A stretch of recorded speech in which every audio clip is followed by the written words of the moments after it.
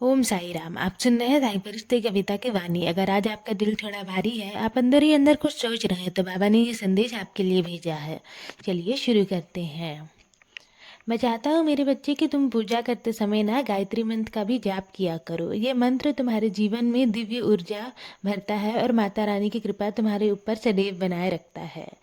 गायत्री मंत्र के जाप से ना तुम्हारा मन शांत भी रहेगा, तुम्हारी बुद्धि भी तेज होगी और जो नकारात्मक विचार आते हैं ना पूजा करते समय, वो दूर हो जाएंगे और जीवन में सकारात्मकता बढ़ जाएगी।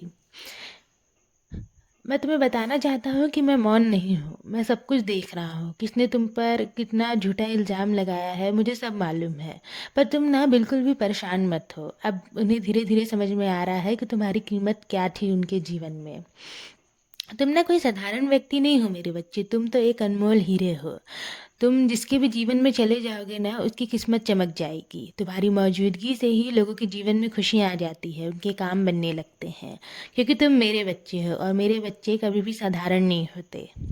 विश्वास रखो, तुम्हारे ऊपर ना मेरी विशेष कृपा है और जिस पर मेरी कृपा होती है उसके साथ कभी भी अन्याय नहीं हो सकता।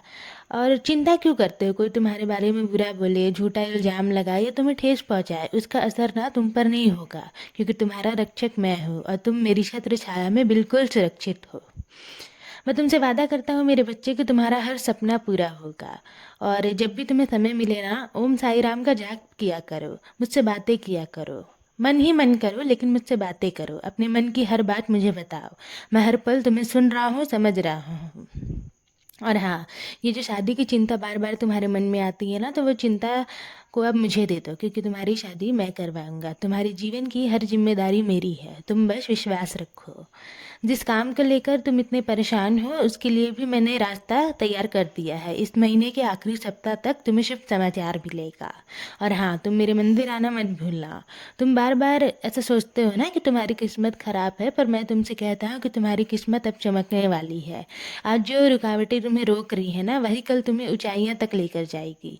बस तुम श्रद्धा और सबरी बनाकर रखना और आगे बढ़ते जाना।